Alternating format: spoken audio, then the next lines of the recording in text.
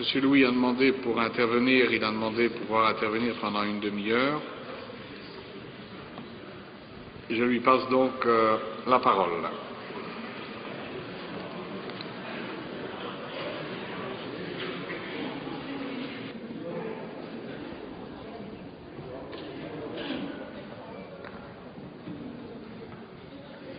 Merci, Monsieur le Président. Nous sommes aujourd'hui réunis pour procéder, au plus grand bonheur de certains, je n'en doute pas, à la levée de mon immunité parlementaire, suite à des poursuites judiciaires largement intentées à mon encontre sur des bases essentiellement politiques.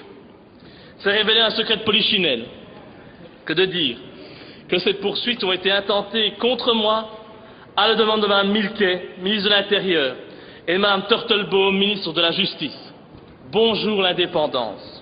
Cela faisait plus d'1 an et demi que vous en rêviez. La justice a enfin décidé et répondu à vos attentes en demandant mon renvoi devant la Chambre du Conseil de Bruxelles le 21 janvier 2014 à 9 h. Et j'invite d'ailleurs tous les citoyens belges qui veulent me soutenir à venir nombreux à cette audience. Parce que si le politique tente d'influencer la justice, je demanderai au peuple de Belgique de se mobiliser pour garantir l'indépendance de l'institution et mettre la pression sur le tribunal. Et comme le règlement de la Chambre le prévoit, j'ai décidé de prendre la parole cet après-midi afin d'assurer ma défense, si on peut dire. Et en bon démocrate que vous êtes, j'imagine que vous aurez la décence de me laisser l'exprimer dans le calme et jusqu'au bout. Alors la première chose qu'on me reproche, c'est d'avoir recelé des pièces du dossier Dutroux et de l'avoir diffusé. Recelé, ça veut donc dire que le dossier a été volé. Ah bon, je ne savais pas. Le dossier Dutroux a été volé. Moi, j'ai lu ça nulle part. J'ai lu ça nulle part dans les journaux. Et donc, dois-je comprendre que l'État belge est incapable de protéger le dossier judiciaire le plus important des 20 dernières années? C'est possible, hein, vu qu'on a bien été capable de laisser Dutroux s'évader. Dans ce pays, tout est possible. Et c'est aussi comique d'oser parler de recel, alors que le dossier Dutroux a été jugé en 2004 en audience publique devant la cour d'assises d'Arlon. Je dois rappeler que ce dossier a dès lors été largement diffusé auprès des journalistes et des organes de presse afin d'alimenter leur gazette. Et nous savons tous aujourd'hui que tous les organes de presse sont en possession de ce dossier sensible. Mais allez, admettons, je veux bien vous faire plaisir, admettons que ce dossier que j'ai reçu d'un ancien parlementaire, un membre de l'ancien parti vivant, M. Albert Mailleux, et non d'un criminel, hein. Imaginons que ce dossier ait été volé. Pourriez-vous me dire pourquoi je suis le seul à être poursuivi pour en avoir eu quelques pièces en ma possession? Parce que j'ai fait des recherches et j'ai découvert que je n'étais pas le seul à détenir ces documents. Ainsi, j'ai découvert cet article du 7 juillet 2010. J'étais à l'époque élu depuis quelques semaines. Et j'étais encore loin d'avoir été mis en possession des photos d'autopsie des victimes de Dutroux et consorts. Je vais vous lire l'article qui a été publié sur 7/7. Suite aux perquisitions effectuées à l'archevêché de Malines-Bruxelles et à la découverte des CD-ROM contenant le dossier Dutroux chez le cardinal Danez, l'ancien primat de Belgique, l'Église réagit par une conférence de presse par les voix de Éric de Beuquelaar, porte-parole des évêques de Belgique, et maître Keulener, avocat de l'archevêché. Voici le passage le plus intéressant. Les documents relatifs au dossier judiciaire de Julie et Mélissa, découverts lors de perquisitions à l'archevêché de Malines le 24 juin, ont été envoyés par un tiers à Monseigneur Léonard. Il ne s'agit pas de dossiers papier, mais de 2 CD-ROM qui auraient été envoyés par un tiers bien connu de la presse et de l'évêché. Comme le mentionne la presse de mercredi, ces CD-ROM ont également été envoyés durant l'affaire Dutroux à des journalistes judiciaires, des politiciens et d'autres personnalités du pays. Il conclut en disant « Il ne s'agirait donc aucunement d'une trouvaille unique. Il ne s'agirait donc pas d'une trouvaille unique. Et d'autres personnes de sphères d'activité différentes auraient donc reçu ce dossier. » Excusez-moi, mais je me pose alors une question. Pourquoi le parquet ne décide-t-il pas de poursuivre ces journalistes, ces politiciens, ces ecclésiastiques qui, tout comme moi, ont reçu ce dossier? Pourquoi la justice ne décide-t-elle pas de poursuivre le cardinal Danez? Monseigneur Léonard. Non, non, non, non, non. La justice décide de poursuivre uniquement Laurent Louis. Et lors des perquisitions qui ont été effectuées à l'archevêché de Malines-Bruxelles et chez moi, c'est le même dossier qui a été retrouvé. Eux ne sont pas poursuivis, mais moi, je suis poursuivi. Pourquoi une telle différence de traitement? Pourquoi ne poursuit-on pas ceux qui ont diffusé ce dossier durant le procès du Trou? Pourquoi décide-t-on uniquement de me poursuivre, moi, pour avoir révélé aux Belges, qui voulaient bien l'entendre, la vérité sur le dossier du Trou? Pourquoi? Peut-être parce que je suis le seul parmi les personnes à avoir eu accès à ce dossier, à avoir osé dénoncer ce qui s'y trouve, les invraisemblances et les mensonges qu'on cache à l'opinion publique.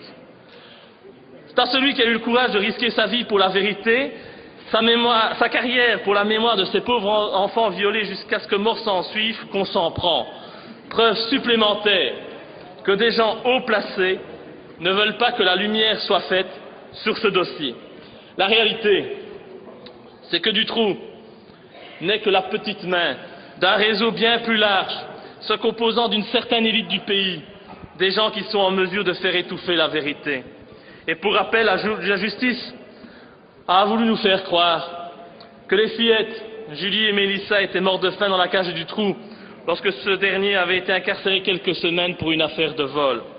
Alors, si les fillettes sont mortes de faim, moi j'aimerais bien savoir, parce que je suis peut-être bête et que je ne comprends rien, mais j'aimerais bien savoir, j'aimerais bien qu'on m'explique, une fois pour toutes, comment il se fait qu'elle présentait sur les photos d'autopsie des béances anales et vaginales de plus de 5 cm. Mais c'est vrai, madame, vous avez peur de dire la vérité. Vous voulez me faire croire qu'elles se sont faites cela toutes seules dans la cache. Et pourquoi? Pourquoi a-t-on refusé d'analyser les 6000 traces ADN retrouvées sur les fillettes et dans les caches?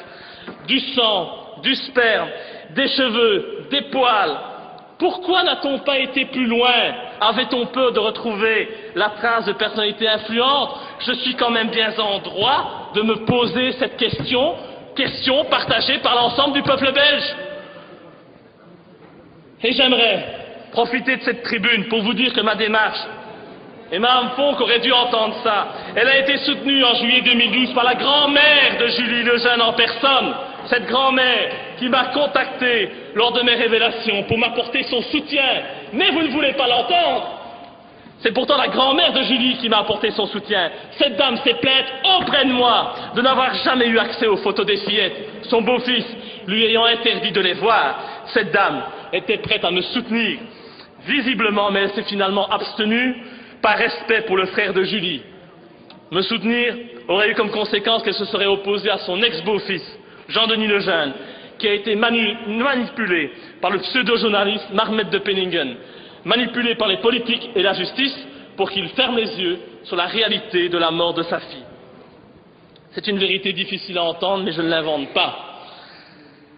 La justice me reproche ensuite d'avoir outragé le Premier ministre, Di Rupo, un comble. J'ai outragé l'homme qui, tous les jours, depuis sa nomination, se moque des citoyens et de ses électeurs en menant une politique ultralibérale et en pratiquant la chasse aux chômeurs, malgré ses prétendus idéaux socialistes. Dingue, c'est plutôt lui qui mériterait d'être jugé par un tribunal pour haute trahison. Mais bon, passons, c'est un autre sujet. Donc j'ai eu la mauvaise idée d'accuser le Premier ministre d'être un pédophile. Ouais, c'est peut-être une mauvaise idée si j'avais voulu faire carrière en Belgique et espérer rentrer dans un gouvernement de vendus, mais j'estime qu'il était de mon devoir d'informer la population sur la personnalité de l'homme le plus puissant du pays. C'est pour moi un devoir en tant qu'élu de la nation que d'informer les citoyens des vices et des crimes commis par nos élus. C'est ce que je me suis contenté de faire. Alors c'est vrai, Di Rupo n'a jamais été condamné pour pédophilie, mais un nombre très important de plaintes ont été déposées contre lui pour de tels faits, toujours pour les mêmes faits.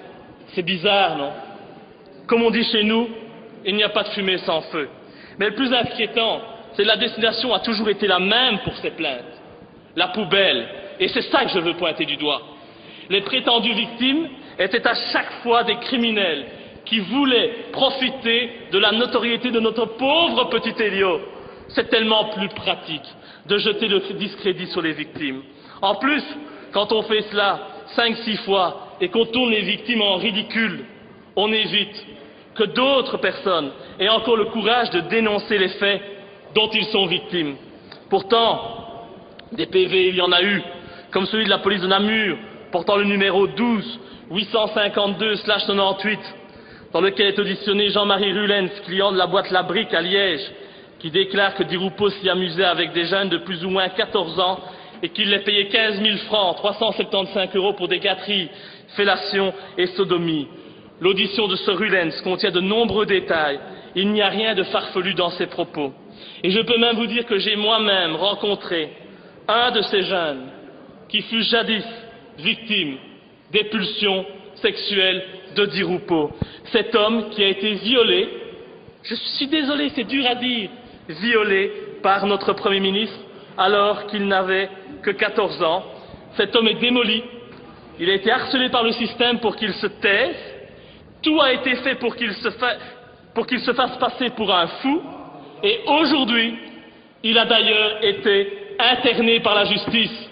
Imaginez comme c'est pratique.